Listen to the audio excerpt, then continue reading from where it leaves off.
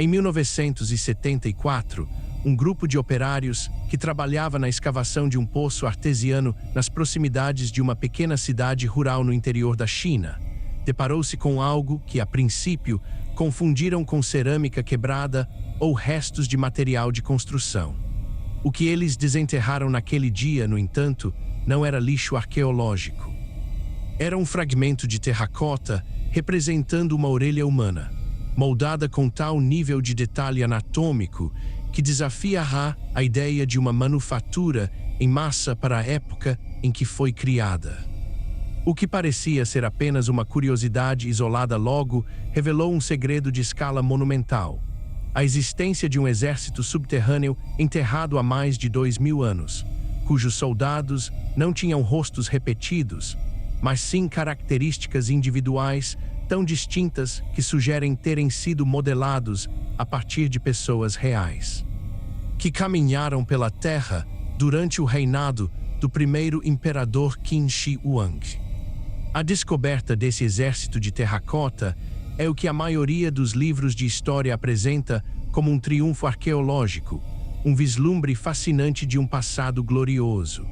Mas essa é apenas a camada superficial, a explicação que nos conforta com números e datas.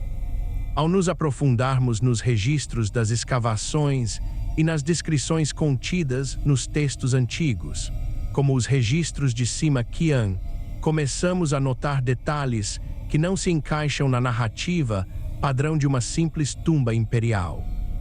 Porque um governante, obcecado pela imortalidade, dedicaria recursos quase infinitos para criar um exército de milhares de figuras em tamanho real, que, ironicamente, foram enterradas para nunca mais serem vistas. E mais intrigante, porque a tecnologia envolvida na produção dessas peças parece saltar gerações de conhecimento metalúrgico e artístico daquela época. Existe um mecanismo escondido nessa história que vai além da grandiosidade ostensiva de um rei.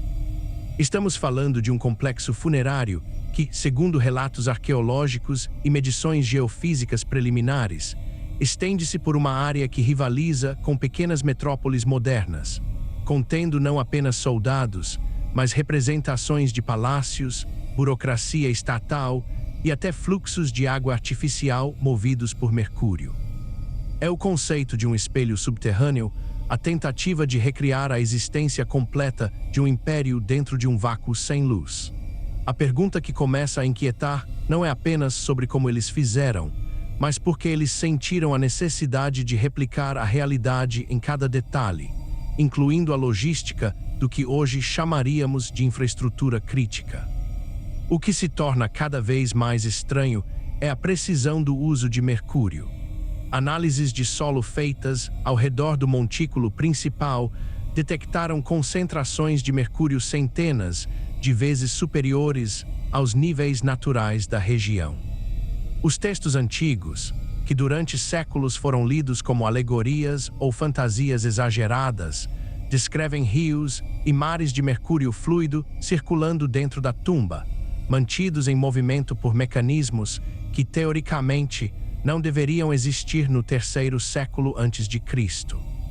A hipótese que ganha força entre alguns pesquisadores modernos é que o imperador não estava apenas construindo um mausoléu, mas uma espécie de máquina de preservação ou um mapa cósmico, onde a geografia do império deveria ser refletida em elementos químicos altamente instáveis. O risco aqui não é apenas o colapso estrutural, mas o que pode estar aprisionado sob camadas de terra, que, se abertas prematuramente, poderiam liberar gases tóxicos ou destruir o que resta de uma arquitetura que ainda mantém segredos de estabilidade geológica. Para entender a escala desse desvio da lógica, precisamos olhar para as armas encontradas junto às estátuas. Ao contrário do que se esperava, as espadas, lanças e pontas de flecha de bronze recuperadas não mostram sinais de corrosão avançada, apesar de milênios de exposição a um solo úmido e compactado. Elas mantiveram um fio cortante quase original. Pesquisas metalúrgicas indicam a presença de uma fina camada de óxido de cromo, uma técnica de cromagem que, na história oficial, segundo Ozo, teria sido desenvolvida em larga escala na década de 1930. Isso não é uma prova de tecnologia alienígena ou deslocamento temporal, mas é um exemplo claro de que nossa compreensão sobre o limite do conhecimento técnico na antiguidade é, no mínimo, incompleta. Estamos diante de uma anomalia persistente, o descompasso entre o que acreditamos ser o limite da capacidade humana em determinados séculos e o que encontramos cravado no solo. À medida que a escavação avança, as camadas de mistério se tornam mais densas. A disposição das figuras não é meramente decorativa ou militar. Os soldados estão posicionados em formações táticas específicas que mudam de uma cova para outra. É como se a tumba fosse um tabuleiro de xadrez eterno, uma simulação de guerra que deve permanecer ativa mesmo na ausência de vida.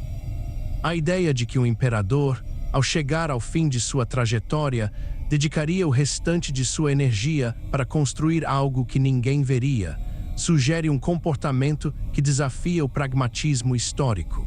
Se o objetivo era o poder, por que enterrá-lo? Se o objetivo era a memória, por que ocultá-la em um lugar que a própria engenharia da época tentou selar com sistemas de defesa, armadilhas e bloqueios? Existem versões que sugerem que as armadilhas descritas nos textos antigos, como bestas automáticas que disparariam ao menor sinal de invasão, não eram apenas mitos para afastar saqueadores. A engenhosidade necessária para manter uma estrutura complexa, sob toneladas de terra por mais de 2000 anos, exige um conhecimento de mecânica de solo e hidráulica que raramente é associado àquela era sem o auxílio de maquinaria moderna. O que observamos, em última análise, é uma falha de sistema, a crença moderna de que a tecnologia é um processo linear e constante.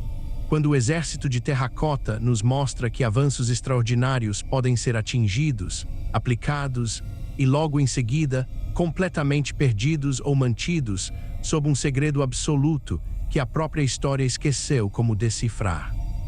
A grande tensão reside no fato de que a maior parte desse complexo continua intocada.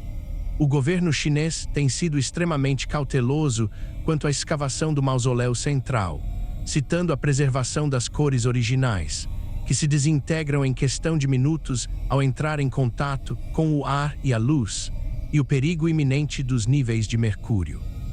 Isso cria um curioso limbo. Temos a tecnologia para explorar, mas não a tecnologia para preservar.